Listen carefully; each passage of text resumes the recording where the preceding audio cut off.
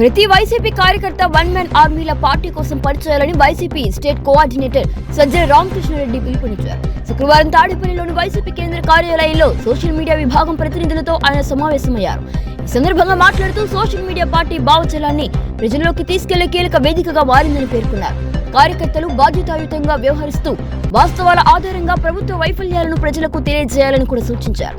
ఇక సోషల్ మీడియాలో అసభ్య పదజాలం, వ్యక్తిగత దూషణలు, మార్ఫింగ్ చేసిన కంటెంట్ కు ఎలాంటి తావివ్వకూడదు. వాస్తవాలు ఆధారాలతో ప్రభుత్వ తప్పులను ఎండగట్టాలి. ప్రజలకు నిజాలను చేరవేయడమే లక్ష్యంగా పనిచేయాలి అని సజ్జల అన్నారు. అలాగే గ్రామ స్థాయి నుంచి రాష్ట్ర స్థాయి వరకు సోషల్ మీడియాను మరింత విస్తృతంగా వినియోగించాలని, ప్రతి కార్యకర్త డిజిటల్ వేదికలో చురుగ్గా ఉండి పార్టీ సందేశాలను ప్రజలకు చేరవేయాలని కూడా పిలుపునిచ్చారు. సోషల్ మీడియా ద్వారా ప్రజా సమస్యలు, ప్రభుత్వ వైఫల్యాలు, పార్టీ కార్యక్రమాలను సమర్థవంతంగా ప్రచారం చేస్తూ క్రమశిక్షణతో ముందుకు సాగాలని కార్యకర్తలకు సజ్జల రామకృష్ణారెడ్డి సూచించారు. ఈరోజు ఇక్కడికి వచ్చిన సోషల్ మీడియా విభాగం క్షేత్రస్థాయి నాయకులందరికీ స్వాగతం. సోషల్ మీడియా ప్రెజెన్స్ అనేది ఎప్పటి నుంచో ఉన్నాయి. ఇప్పుడు దాన్ని ఒక రకమైన ఆర్గనైజ్డ్ దీని కిందికి తీసుకొచ్చాం. గ్రామ స్థాయి వరకు వెళ్ళాం. మీ అందరికీ తెలుసు, ఒక పొలిటికల్ పార్టీగా ఏ రాజకీయ పార్టీకైనా అజెండా పైకి చెప్పినా చెప్పకపోయినా తయారవుతుంది. అధికారంలోకి వచ్చే పార్టీ అయితే దాది ఆచరణలో కూడా కనిపిస్తుంది. అది ప్రజలకు అనుకూలంగా ఉండేది, పేద ప్రజలకు అనుకూలంగా ఉండేది, అలాగే హక్కుల కోసం పోరాడే వాళ్ళకు అనుకూలంగా ఉండేది, ప్రజాస్వామ్య పద్ధతులకు అనుకూలంగా ఉండేది. అయితే అది ప్రజల మన్ననలు ఎక్కువ పొందే అవకాశం ఉంటుంది. ఏ పార్టీ అయితే అధికారమే పరమావధిగానో లేదా తాత్కాలికమైన వాటితో బయటపడుతూ అధికారంలోకి వస్తే చాలు, మనం బాగుంటే చాలు అనుకుంటే పార్టీలు అవి కూడా సర్వైవ్ అవుతుంటాయి, నిలబడతాయి. ఆ రోజుకు వేసిన ఎత్తులతో అవి నిలబడుతుంటాయి, పవర్లోకి రావచ్చు. ఒక క్లియర్ కట్ డివిజన్ లాగా చూస్తే దేశంలో మన రాష్ట్రంలో కనపడినంత ఒక డివిజన్, ఒక మంచి చెడు, ఒక వెలుగు చీకటి, ఇట్లా ఒక క్లియర్ కట్ డివిజన్ పార్టీల మధ్య చూస్తే మన రాష్ట్రంలో మాత్రమే కనపడుతుంది. వైఎస్ఆర్ కాంగ్రెస్ పార్టీ జగన్మోహన్ రెడ్డి గారు ఒక స్థిరమైన, అది పవర్లో ఉన్నా లేకపోయినా ఒక స్థిరమైన రాజకీయ విధానం. రాజకీయం అంటే ప్రజలకు సంబంధించిన విధానాలు, అవే రాజకీయంగా. అధికారం పరమావధి కాదు. అధికారంలోకి వచ్చాక మన లక్ష్యాలు ఏవైతే అనుకున్నామో అవి ఎంతవరకు పూర్తి చేయగలిగాము, ప్రజల కోసం, ప్రజల్లో మమేకమై ప్రజల బాగు కోసం, పేద ప్రజల బాగు కోసం చేయగలమనేదే గీటురాయిగా వ్యక్తిగా అడుగు వేశాడు. ఇప్పుడు ఈ వ్యవస్థను, ఇంత పెద్ద పార్టీని నడుపుతున్నప్పుడు అదే ఫాలో అవుతున్నాం. బహుశా ఇంత తక్కువ కాలంలో ఒక సిద్ధాంత రూపం కూడా తన ఆచరణ ద్వారా పార్టీకి ఇచ్చిన ఘనత కూడా అరుదుగా కనపడుతుంది. అది మన నాయకుడికి మాత్రమే ఉంది, మన పార్టీకి మాత్రమే ఉంది. జగన్మోహన్ రెడ్డి గారి ఆలోచన విధానం ఎట్లుంటుందంటే మన శత్రువు కూడా ఒప్పుకోక తప్పనిది. స్థిరమైన అభిప్రాయంతో ఉంటాడు. ఏదో 11 సీట్లు ఇస్తే ఒకలాగా, 151 సీట్లు వస్తే ఇంకో రకంగా, 67 సీట్లు వచ్చినప్పుడు ఇంకో రకంగా, 67 సీట్లలో 23 సీట్లు తన్నుకొని ఎమ్మెల్యేలను పశువుల మాదిరి కొనుక్కోకపోతే భయపడి ఇంకో రకంగా ఎప్పుడూ లేడు. ఏది జరిగినా మన మంచికే, మన సిద్ధాంతం అయితే వదులుకోకూడదు, మన లైన్ ఆఫ్ థింకింగ్ వదులుకోకూడదు అనేది ఈయన లైన్. ఇంకా అటువైపు మన ప్రత్యర్థి, ఆయన ఒక ఇండివిజువలే, ఆయన పెట్టిన పార్టీ కాదు, తను కొట్టుకున్న పార్టీ, కబ్జా చేసిన పార్టీ చంద్రబాబు నాయుడు గారు ఉన్నారు. ఆయన కూడా ఒక అసలు సిసలు ఓ ప్రతిరూపంగా మనకు కనపడతాడు. అధికారంలోకి ఎట్లా రావాలి, ఆ రావడానికి రాత్రికి రాత్రి అయినా ఎట్లా మార్చాలి మాట, వచ్చిన తర్వాత ఏమి చేయాలి, ప్రజలకు సంబంధం లేని ఒక వ్యవస్థను ఆయన నిర్మించుకుంటాడు. అది ఏంటంటే ఒక భ్రమ క్రియేట్ చేయగలిగిన మీడియా వ్యవస్థ. అది సోషల్ మీడియా లేనప్పుడు న్యూస్ పేపర్ల రూపంలో ఉండేది. వాళ్ళు నంది అంటే నంది, పంది అంటే పంది అట్లా రాసేవాళ్ళు. అప్పట్లో ఈనాడు పత్రిక ఎన్టీఆర్ను ఎత్తింది అదే, కిందికి పడగొట్టింది అదే. తను ఏది అనుకుంటే చేయడం. తర్వాత టీవీలు వచ్చినాక తర్వాత సోషల్ మీడియా వచ్చింది. వీటి మీద నియంత్రణ ఇంకా ఏవైనా కావచ్చు. అవసరమైతే వాటన్నిటిలో కూడా తనకు సంబంధించిన ఎలిమెంట్స్ని దూర్చి, అంటే ఆయన డ్రైవింగ్ బౌల్ 24/7 చేసేది ఇదే కాబట్టి దానికి తగిన రకంగా ప్రిపేర్ అయి ఉంటాడు. 2029లో గతంలో వచ్చిన మెజారిటీ కంటే మరింత మెరుగైన మెజారిటీతో మనం మళ్ళీ రాబోతున్నాం ప్రజా తీర్పు తీసుకుని అనేది it is writing on the wall. But అది అక్కడ ఉంది కదా అంటే అది దానంతట రాదు.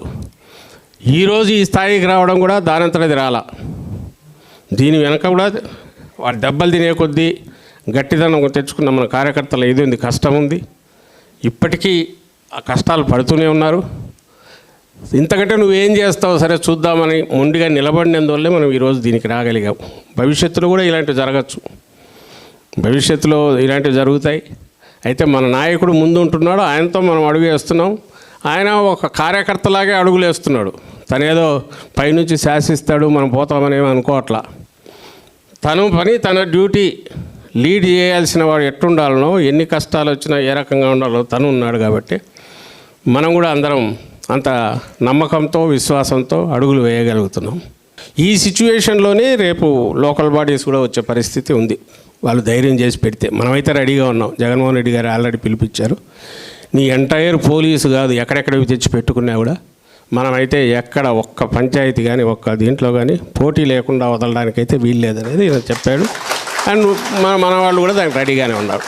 పోటీ చేస్తాం ఖచ్చితంగా, కరెక్ట్ పారదర్శకంగా కానీ ఎలాంటిది లేకుండా, బ్యాలెన్స్డ్ పక్షపాతం లేకుండా, పోలీసులు కూడా నిష్పక్షపాతంగా ఉంటారని అలా ఇది నాకు లేదు. కానీ ఉన్నంతలో కొంచెం ఉన్నా ఇది ఉంటే మాత్రం స్వీప్ కూడా చేస్తాం, కొట్టిపడేస్తాం. ఎందుకంటే ప్రజలు విసిగిపోయి రెడీగా కాసుకున్నారు. ఆ విషయం మనకు జగన్మోహన్ రెడ్డి గారు అడుగు బయట పెడితేనే తెలుస్తుంది. నిన్నటిదా కానీ మొన్న భీమవరం కానీ ఆయన అక్కడ పోయినా ఆ విషయం మనం ఇచ్చిన ప్రతి పిలుపుకు స్పందన చూస్తే తెలుస్తుంది.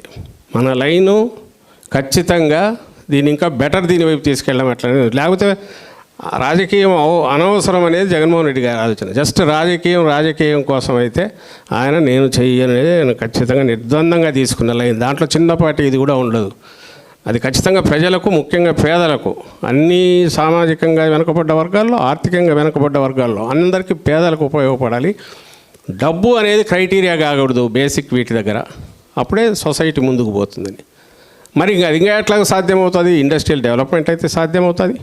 ఇన్ఫ్రాస్ట్రక్చర్ పెద్ద పెద్ద పోర్ట్లు వచ్చి ఎకానమీ దానంతటది ఇదైతే బాగుపడుతుంది. సో వాటి మీద దృష్టి పెట్టాలి. ఏదో కాస్మెటిక్ పైపైన ఒకటి తెచ్చాను, ఒక చిన్న ఫ్యాక్టరీ తెచ్చాను అని దాని చుట్టూ ఎగిరి తిరుగుకుంటా వీడియోలు తీసి పెట్టడం కాదు. వచ్చిన దానివల్ల ఆ మొత్తం ప్రాంతమో రాష్ట్రమో ముందుకు పోగలగాలి. దాని మీద డిపెండ్ అయ్యి మళ్ళీ పరిశ్రమలకు రాగలగాలి. ఇక్కడ జగన్మోహన్ రెడ్డి గారు ప్రెస్ కాన్ఫరెన్స్ పెట్టి చెప్పడం ఒక ఎత్తు అయితే, ఆయన చెప్పిన ఎలాబరేట్ దీన్ని తీసుకొని మీరు చిన్న క్యాప్సూల్స్ చేసి కింద కొట్టడం ఎట్లా, అది వీలైనంత ఎక్కువ మందికి ఎట్లా తీసుకెళ్ళాలా, దీన్ని మీరు సక్సెస్ఫుల్గా చేయొచ్చు. ఒక పార్టీ ఏది చేస్తుందో, ఒక వ్యవస్థ ఏది చేస్తుందో, ఒక ఇండివిజువల్ కూడా అంతే చేయగలడు ఆ సైజులో అనేది మనకు సోషల్ మీడియా వచ్చాకనే అది సాధ్యమైంది. అంతకుముందు అందరం కలిసి ఒక కమ్యూనికేషన్ తీసుకెళ్ళి కిందికి పంపాల్సి వచ్చేది. ఇప్పుడు ప్రతి ఒక్కరూ ఒక ప్రచారకుడు, తనే ఒక మేధావి, తనే ఒక రాజకీయ నాయకుడు, తనే ఒక సామాజికవేత్త, అది ఏదైనా కావచ్చు. ఫస్ట్ థింగ్, అసభ్యంగా కానీ నెగిటివ్ బూతులు కానీ సంస్కారహీనంగా ఉండడం అనేది ముఖ్యంగా బూతులు అనేవి ఎవడు చేస్తాడంటే వాడు అసమర్థుడే. సబ్జెక్ట్ లేనివాడు అసమర్థుడు ఉంటాడు కదా, వాడికి ఏం తెలియదు, వాడు ఏం చేయలేడు కాబట్టి తిడతాడు. తిట్టడం ద్వారా ఎదుటివాడిని ఇది చేయగలనని అనుకుంటాడు. మనకేం కర్మ, మనకు నేను మళ్ళీ చెప్తున్నా, మనకు కావాల్సిన సరుకు ఉంది, మనం నిలబడింది నిజం వైపు నిలబడతాం, మనం ఫైట్ చేసేది ప్రజల వైపు నుండి ప్రజల కోసం ఫైట్ చేస్తాం.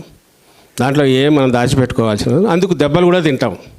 దానికోసం అవసరమైతే వెళ్తున్నాం.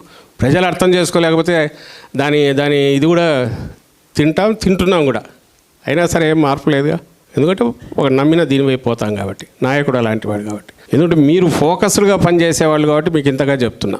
ఈ ఛాన్స్ వేరే వాళ్ళకి రాదు. వాళ్ళ పనులు, వాళ్ళ దృష్టి వేరే దాని మీద ఉంటుంది. మీ దృష్టి దీని మీదే ఉంటుంది కాబట్టి అక్కడ సోషల్ మీడియాలో యాక్టివ్ ఉండే వాళ్ళందరినీ వాళ్ళ పొజిషన్స్ అక్కడే ఉన్నాయి, ఎంకరేజ్ చేయండి, కలుపుకోండి. కమ్యూనికేషను మనం ఏ రకంగా మన వాళ్ళందరికీ పంపడానికి అవసరమైన సెటప్ మనకి ఇప్పుడు ఉంది కాబట్టి ఈ 15 లక్షల మంది మన దీంట్లో ఉన్నారు, సింగిల్ మెసేజ్ పోగలదు కాబట్టి అందులో మీ దానికి సంబంధించి మీ కాన్స్టిట్యున్సీకి 7,000 8,000 మొత్తం ఉన్నారు కాబట్టి మరి ఆ 7-8 మంది ఫస్ట్ టార్గెట్. మేము పంపే వాటితో పాటు మీరు ఏదన్నా పంపడానికి వీలవుతుందా, పంపాలంటే దానికి అవసరమైన థింక్ ట్యాంక్ ఏంటి, ఇవి ఆలోచించుకోవడానికి. దీనికి సంబంధించి ఇక్కడ నుంచి ఏమైనా సపోర్ట్ కావాలన్నా వీళ్ళు అడ్వైజులు ఇస్తారు, క్వశ్చన్స్ వేయండి, తీసుకోండి, మీరు దాన్ని సద్వినియోగం చేసుకోవాల్సింది కోరుతూ I wish you all the best. Thank you.